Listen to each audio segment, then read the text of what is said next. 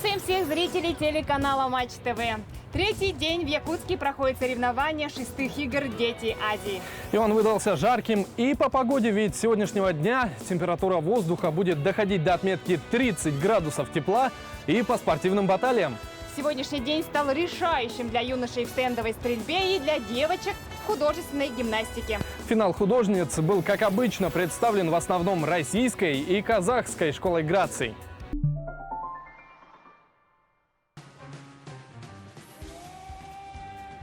Несмотря на то, что все гимнастки сборной Казахстана мастера спорта международного класса, у них одно золото в групповом выступлении с мячом и 2 серебра в индивидуальном зачете. Первое место у команды Сибирского федерального округа. В их зачете 4 золота в индивидуальной программе и 2 серебра в групповом многоборье с мячом и лентами. Хозяйка турнира, сборная Саха-1, претендовала на призовое 3-е место только в групповых упражнениях с мячом. Бронза игр досталась ей ценой травмы одной из гимнасток, которую сразу после выступления увезла скорая помощь. Команда Москвы взяла единственное золото в групповых упражнениях с лентой, хотя им пророчили первенство в нескольких видах. К победе тренер вела весьма своеобразным путем.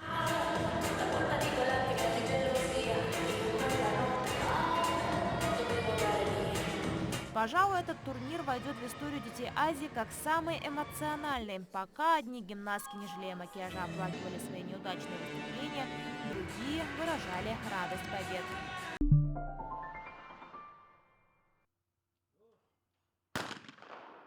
В заключительный день по стендовой стрельбе юноши боролись за победу в упражнении трап. Не без оснований рассчитывали на медали представители Якутии Мичил Наговицын и Николай Протопопов, Александр Железин из Татарстана и Богдан Нурланов из Казахстана. Перед соревнованиями финалисты прошли технический допуск, представив свои ружья экспертам, хотя своими их назвать пока сложно. Для ребят у нас есть закон об оружии, к сожалению. До совершеннолетия он не имеет права свое ружье иметь. Оно может быть и его, но оно зарегистрировано на ком-то, на папе, на маме, на тренере. Мичил Наговицын оправдал надежды земляков и выиграл, поразив почти все мишени нового стрелкового комплекса «Олимпиец».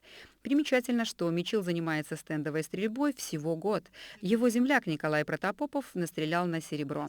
Борьба развернулась за 3-е место. Спортсмены Татарстана и Казахстана Александр Железин и Богдан Нурланов набрали одинаковое количество очков. По правилам, юношам пришлось начать перестрелку до первого промаха. В итоге бронза уехала в Татарстан.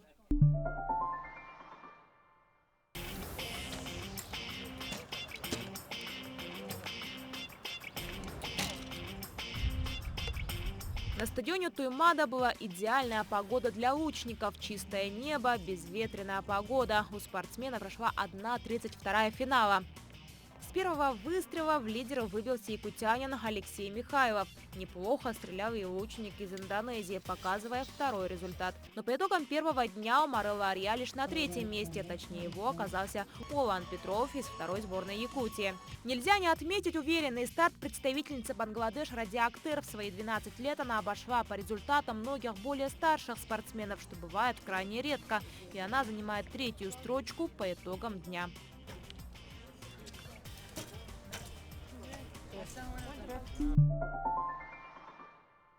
Спорный бросок дал старт второму дню женских соревнований по баскетболу. Во время первой встречи игру вела команда из Монголии, но вскоре забросить мяч в корзину уральской сборной становилось все сложнее.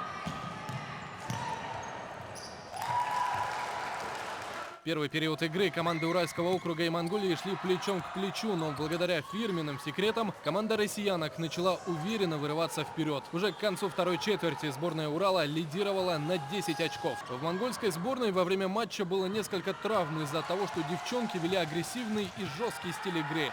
После оказания первой медицинской помощи баскетболистки снова выходили на паркет. Третья четверть тоже не принесла монголкам успеха. Четвертый период начался с 2 фолов уральской команды. Кроме того, баскетболистки обеих команд неоднократно получали персональные замечания.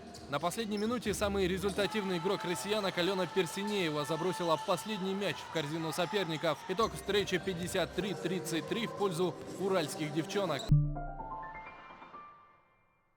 Сегодня здесь, в Якутске, на Комсомольской площади торжественно открыли постоянно действующую концертную площадку. Ее назвали «Культурный парк», возможно, потому что она находится рядом с городским парком культуры.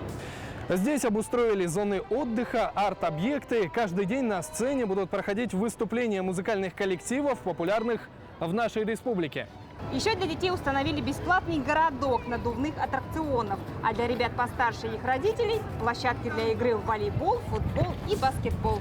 Ну и одним из самых приятных подарков для горожан станет бесплатный Wi-Fi в зоне культурного парка. О, у меня уже есть.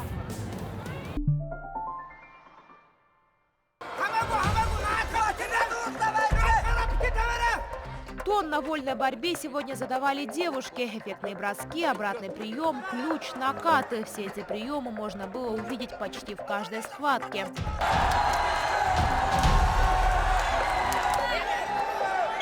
В финале в весе до 37 килограммов Регина Миллер справилась со своей соперницей буквально за 15 секунд. Это, наверное, самый молниеносный исход борьбы на играх «Дитя Азии». В третий день борцы разогрелись не на шутку. Многие схватки заканчивались на туше.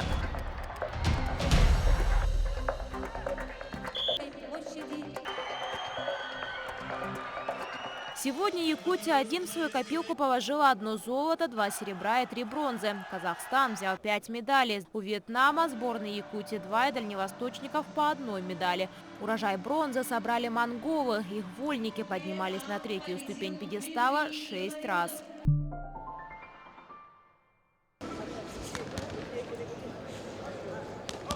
За поединками второго дня квалификации по боксу в Дахсуне следили известные спортсмены, в том числе призеры и победители Олимпийских игр. Ребята очень сильные, я смотрел бои. Будем в следующий раз готовиться более сильнее, наверное. Ну, психологически, как всегда, ответственно на таких соревнованиях выступать. Но главное, чтобы сильно не переживали. Наиболее бескомпромиссными во второй день выдались бои в весовой категории до 75 килограмм.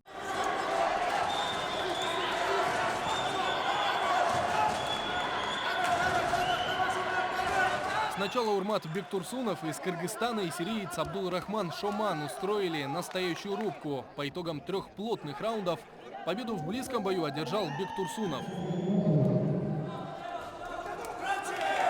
Не менее активным выдался поединок якутянина Дениса Степанова и корейца Кюнгсеока Хьюна. Инициатива переходила из одного угла в другой. К концу боя оба боксера вымотались окончательно. В итоге судьи отдали победу корейцу. Я готовился к играм 2 года. Я очень рад, что выиграл, старался и вкладывал все усилия в эту победу. Быстроты не хватает. И силы. Да, кореец быстрее.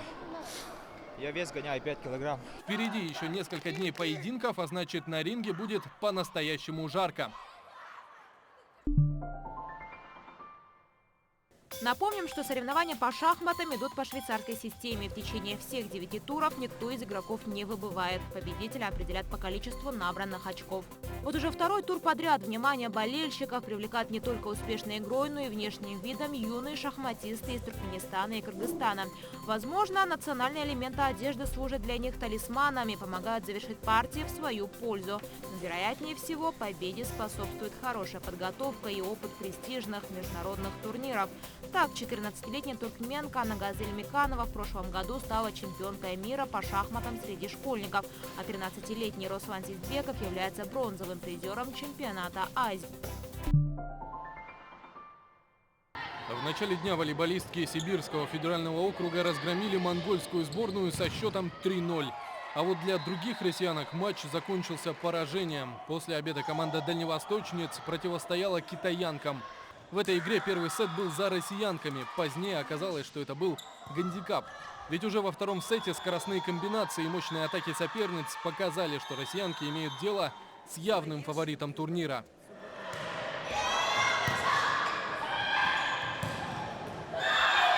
Этот сет россиянки проиграли, как и 2 последующих. По информации пресс-центра, в плавании явным фаворитом являлась сборная Москвы. Сегодня столичные пловцы закрепили свой титул очередными победами. В 100-метровке баттерфляем до золота доплыла Дарья Васькина с результатом в 1 минуту и 2 секунды.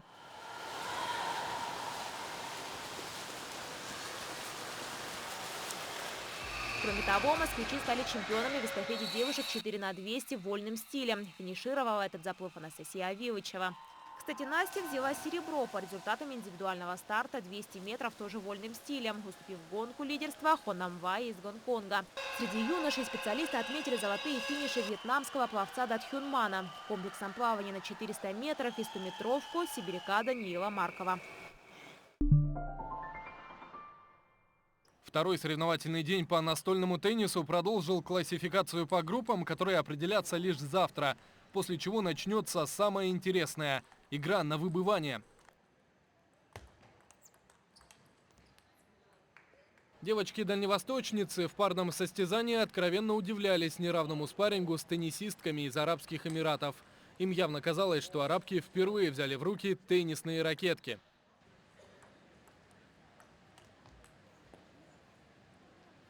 Зато эмоциональной и жаркой получилась битва у сириек с монголками.